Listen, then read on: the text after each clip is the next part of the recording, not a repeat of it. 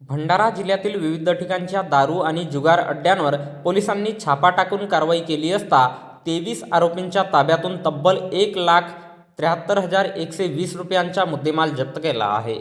या प्रकरणी सदर आरोपींवर भंडारा जिल्ह्याच्या संबंधित पोलीस स्टेशनमध्ये गुन्हा दाखल करण्यात आला आहे। पोलीस अधीक्षक नुरुल हसन यांनी भंडारा जिल्ह्यातील सर्व अवैध धंदे समूळ नष्ट करण्याबाबत सर्व पोलीस स्टेशन स्तरावर आदेशित करून ठेवले आहे।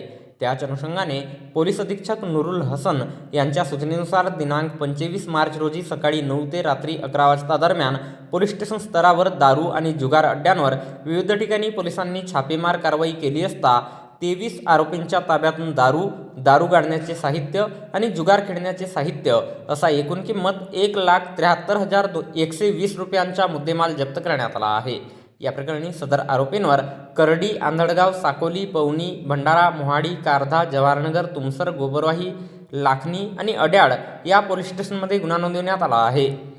तर याबद्दलची माहिती भंडारा जिल्हा पोलीस दलाच्या वतीने दिनांक 26 मार्च रोजी दुपारी 3:30 वाजता दरम्यान एका प्रसिद्धीपत्रकाच्या माध्यमातून देण्यात आली आहे।